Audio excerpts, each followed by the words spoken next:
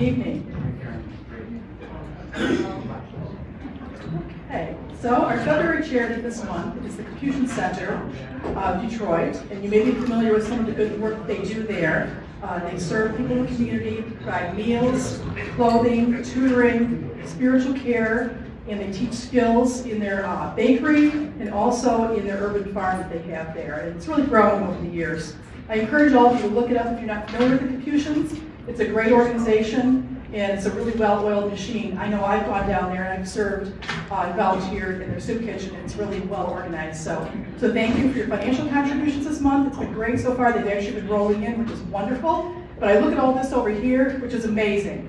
I mean, thank you so much. It's a lot of stuff. I'm going to take it tomorrow morning. I'm hoping this all fits in my car tonight. So it'll be going there tomorrow morning, but I'm sure they will appreciate it.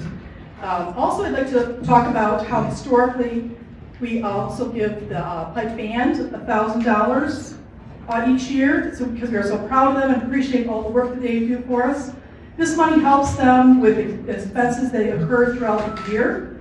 And Dave Martin, actually, I'm not sure if you can hear me or not, within earshot, but Dave approached the trustees a couple months back because of our budget and knowing how we were struggling with the deficit. So he has kindly asked that we not give pipe band their $1,000 this month.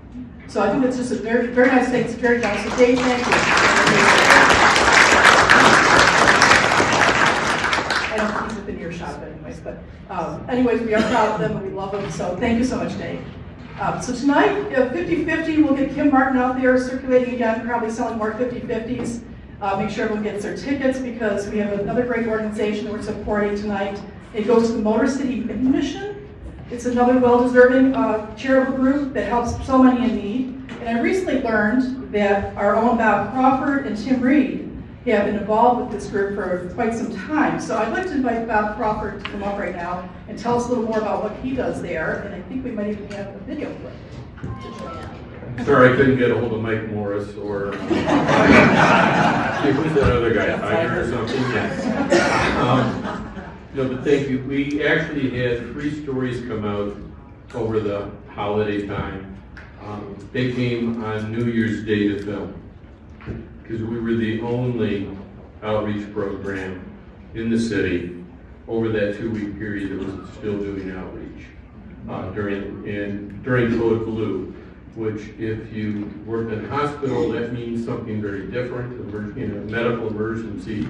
But Code Blue in the world of the homeless this is an emergency, and you have to open your shelter no matter what.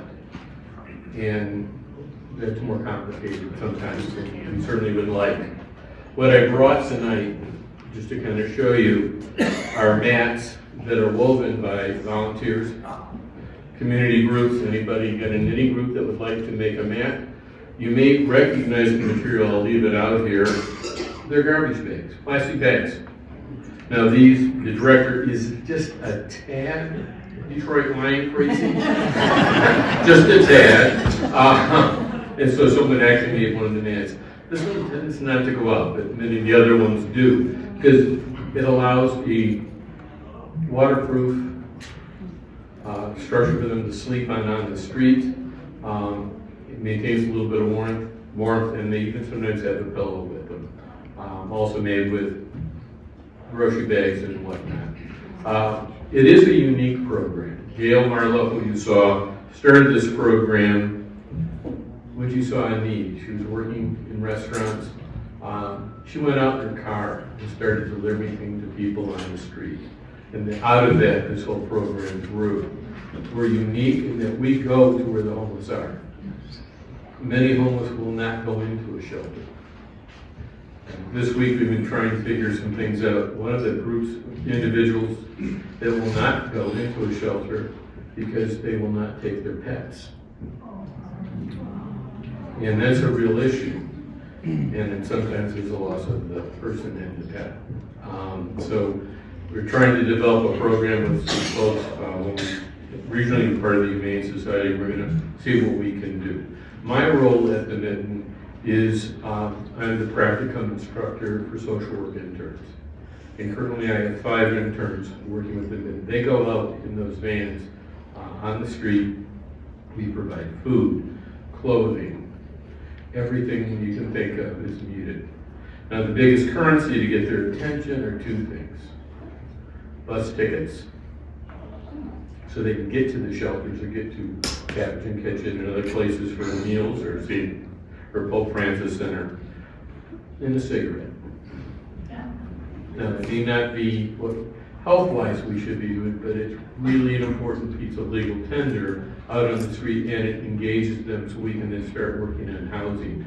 We have a whole collection of furniture that we try to get people into housing, and then we can help provide the furniture for them.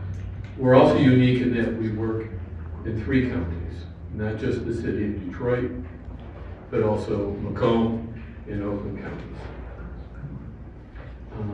I've been blessed to be part of this now. Originally, I was with Open Door, which I think I've talked about it here before. They shut down last year. Frankly, they did have the volunteer staff to keep it running, and that was a kind of a day program and a meal place for 50, 60 years. But this really goes out to the community and really is addressing the needs in those communities. And my interns are learning more and more every day. One of my interns from last year came back and did a presentation to our cohort this weekend, and she currently works in the medical examiner's office, working with families on the worst day of their lives. So we try to do a lot to keep our folks learning and understanding the challenges in the community. So I thank you.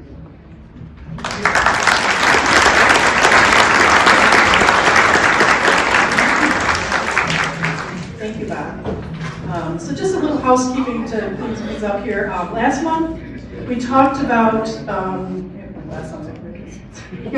the members were interested in volunteering at SOC, at the Citizens of Oakland County for the homeless, and I asked people if they wanted to get involved in it to just email me at my email here at St. Andrews Society. I've heard from 2 people. Not that I'm putting any pressure on. Everybody got 3. I got 3, okay. So not putting any pressure on you, I just want to know, what we're working with. I don't want to leave anybody out, so I'll just give it another week or 2 and then get our group together and figure out what we can do as far as getting out there on a Saturday or something, helping them hands-on. So, it sounds like you're, okay, good. Good, so it's growing. Like I said, no pressure, but at least we get a little core group together, we can designate a Saturday for that, that would be great. Give it to me in the link for the Okay, we'll do like a Friday newsflash, perfect, okay. So also, I just want to thank everybody. Like this, I'm just getting my feet wet as far as taking care of the charities. And Lynette has wonderful notes. I really appreciate everything she's done for me as far as passing the baton and helping me navigate this uncharted waters for me. But all your donations are wonderful, and they come through form of checks. Sometimes at meetings, sometimes in the mail. A check comes in. Sometimes it's on PayPal. But if you would please designate in the area of the memo or the notes, whatever, if it's for the charity. So I know where the money is going to go, and also if you're intending for it to be matched.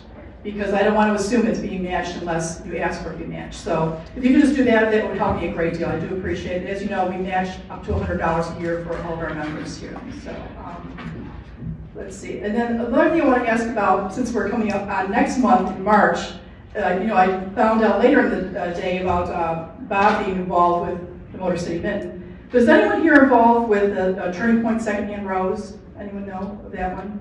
I know. Okay, because I want to learn more about it. And we are giving a charity in March, and just so I can learn more about it and what I'm certainly going to find out what their needs are and everything. But maybe we can talk a little bit about it. So that would be great. And then I know we're going to be doing a break in a moment here. However, if we can get a few people, Russ is going to go pull my car up. And we could try to get this stuff all into my car so I can take it tomorrow morning. That would be great. So we'll do that during our break time. Is it break time, Chris? I'm not sure that we're going to do that. You're not sure we're going to break? Okay. Well, then we'll just wait till after the meeting then. We'll move it then. Okay? We'll do that. Perfect. All right. Thank you. Thank you for watching this video. For more information, please visit us at DetroitScots.com.